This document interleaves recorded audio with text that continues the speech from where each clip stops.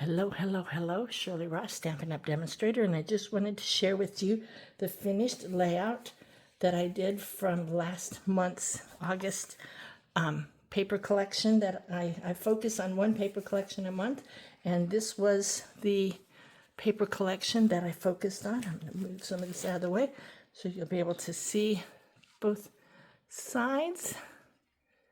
There we are. Don't want my paper to fall off. So the paper collection that I used last month was the Weekend Adventures, and this was the scrapbooking,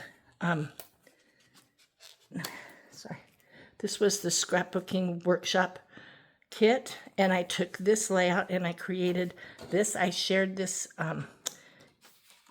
earlier in my group, so I just wanted to share with everyone. This is how I finished it up. I took used a different back page, base page for it, and I kind of moved everything over a little bit on this side to give a little bit more room here, but pretty much the rest of it is the same. I did cut a cute circle photo.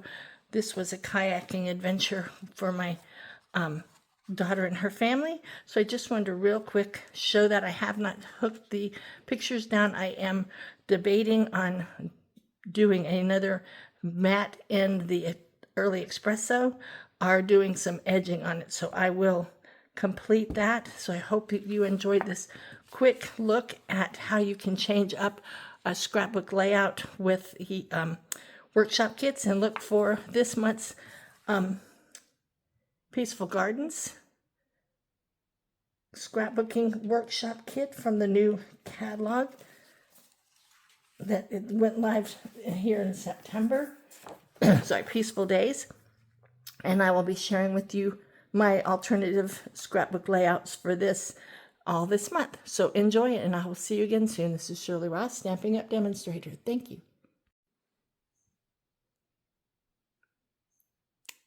Hello, hello, hello. It's Shirley Ross, Stampin' Up! Demonstrator, and I shared earlier about the layout that I created, and I was talking about how I wanted to possibly do something different with the photos, and I decided to matte that, but I'm not matting them in the Early Express, so I'm doing the pecan pie.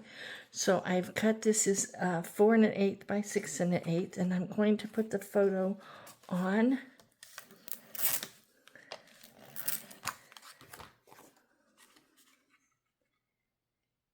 And it's just going to have a very, very, very small border. And then I'm going to take my edge distresser. You can use your scissors, whatever you want. This is just an old edge distresser that I have. And I'm just going to do the edges all the way around. So it'll curl the paper up over the photo, and I don't mind it being a little rough because this is an outdoorsy layout. There we are. All right, and then we'll put some adhesive on the back of the photo, and then it's going to slide in here and here. There we go, and it'll have a small border of the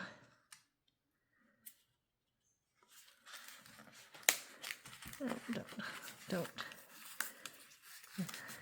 not quite yet. I want to be able to move it just a little bit more up. There we go. All right, and then if you want, I did put adhesive, but I didn't take off all of it. So if you want, you can take off the backing for the pop-ups so that they can stick to the photos now. There we go. So I think that looks good, and I have another one of those. Let me see if I can find where it's at. I had slid it back in to the container here, and see if I can, there we go.